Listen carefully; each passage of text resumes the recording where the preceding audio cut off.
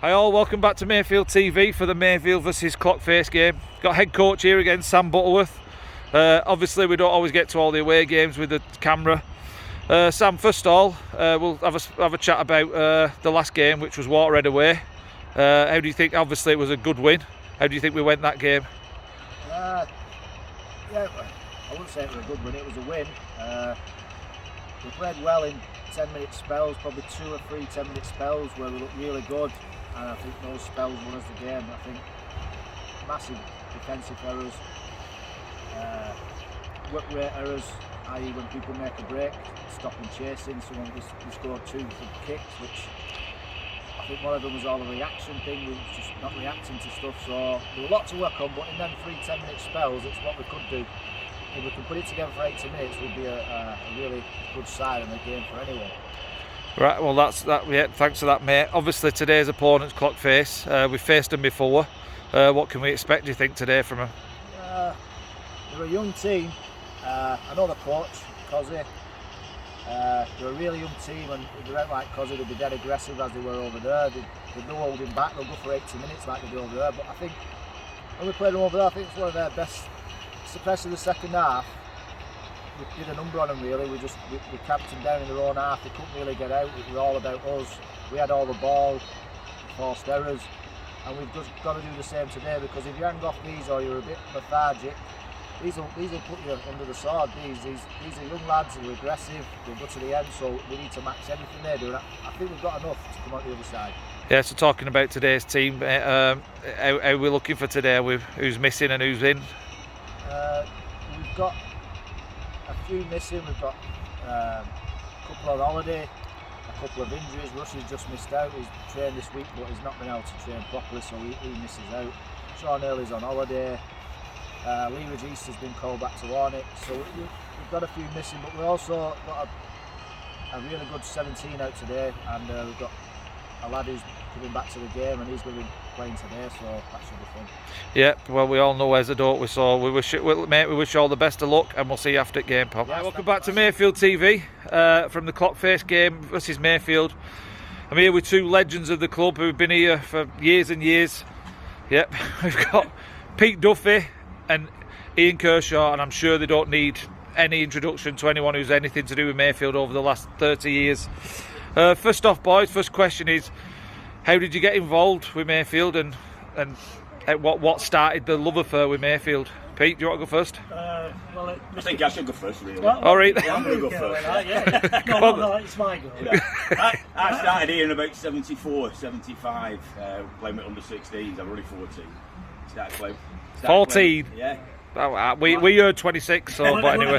Yeah, go on. Playing with under 16s then, and playing with like the Ticker Turner and Wayne Orton, Keith McCaw, and all them sort of people. Carl Taylor, some great names. Some great players, yeah. Yeah, really good times with that then, yeah. Yeah, so that's how you started. Pete, what got you involved in this? Our president, president, he stood over there, Barry, at the minute. He got me involved. There were needed 1 or 2 bodies up here to do a few jobs. I haven't done a lot of playing since I was 18, so it was same again. 25 years ago, maybe 30 years. Time goes on, 30 years ago.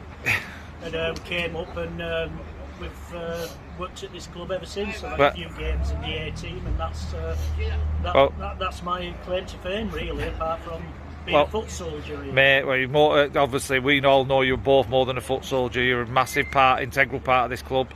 Obviously 30 years, and I'm trying to still work it out in my head. I'm for 46 years, because I was born in 1975, so 46 years you've been here. A lot. I know it's hard. I know this is a difficult question to ask, lads, but is there any moments in all them years that stood out for you, or is there some things that you look back and go, yeah, that was a great day? My favourite all-time memory would have to be my first game. I played for the first team, I was already 15. I played for the first team when I was 15, yeah. And I'd only come training for under 16s, and a lad called Barry Ash was waiting for me. He said, "Come on, Curly, Eddie Carr." He said, "You're playing?" I said, "I'm for the first team." I said, "What?" As coach asked me that, he said, "No, he just told me to get it when we were first here." So I was first, so I got it down. We played at West Bowling, and I remember dead clear, driving dead motorway and passing other cards, and like Barry Edwards in, and Brian Keckleton and Alec Butterworth, people like my all-time rugby league heroes. Yeah, some great players there. Absolutely massive for me. Yeah, it all went downhill. Some great players. Well, obviously, I assume we look with a face like that, you've been battered a load of times in head. But if your memories are still strong, you've not been hit hard enough. Pete, I know you've been here a long time, involved in the youth and adults and everything. Is there anything that really stands out for you, or? Well, long term, really, is the Mustangs. We're in a committee meeting, and Big John gave me a letter from the league and said if you don't get your youth, so I think we only had, in fact I think it was your dad, Marvin, your dad Binny, Marvin, who was running the only team when it gone further over, and they said if we don't get our youth section sorted out, which were part of the criteria of the NCL, being a member of the NCL, we had 6 weeks and we were going to get thrown out. So myself and like-minded people got together, and within 2 or 3 weeks we had 4 teams with the full kits. The Mustangs were born, and then from then on, they've fed the open age sides and they've gone on to play Super League, haven't they? So one of the best things that's ever happened to the club. Well, that I was just going to reiterate that. I mean, what it's done for the club is unbelievable, and obviously coaches, players that have come through have been, some great players coming through, and they still are, and we've still got great players here every week. And how many is 150 kids here now? At least. So, and that all started with that one piece of paper, didn't it? Yeah, well, yeah. I've still got it at home, actually. So lads, this is Mayfield TV interview, meeting the new committee.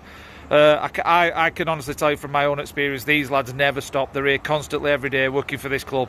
So from all of us, all the supporters and players, thank you very much, boys, and thanks for your time today. Honour to be part of the club. Up the field. Hi all, welcome back to Mayfield TV for Mayfield versus Clockface game. We've got long-time hero of the club here, Adi Gleeson. Adi, unfortunately, is moving to Dubai, is it, mate? Yeah, moving just close to Dubai. Yeah, so what we thought we'd have a last home interview with him before he leaves us. Adi, just a bit of the history. When did you start rugby, and when did your affiliation start with Mayfield? So affiliation started with Mayfield, I think it was 97, 98. So one of my friends at school played at Mayfield. I'd never played rugby. I swam, played football, did everything else possible, never rugby. And I went down with him, and then just ever since I've loved it. And who can you remember who your first coach were? Because you always like giving a coach a mention. I'm pretty sure it was Jay Diggle and Wendy. Jay Diggle, nice. Yeah. Well, yeah, Jay in Australia, giving you a big up there. Obviously, mate, you've been here a long time, and I'm sure you've got tons and tons of memories. Does any stick out in your mind over all the years you've been here? I got to mention, I think, the National Cup final. Obviously, especially the sort of whole feeling around the time when it happened, the SG6 stuff, and then winning it on close to his birthday was amazing. A few others getting to playoff semi-finals. My first year open age actually with a third academy team, winning the Pennine. I think it was Division 7. I think I remember that team. Yeah, captaining that at 17-year-old was really good with a few of the old lads and a few young lads. Yep, great. So mate, obviously you're leaving us. Yeah. So what is dragging you away from this picturesque part of Rochdale? So I've always wanted to go somewhere else in the world. Should have moved to Australia in January, but COVID put a stop to that.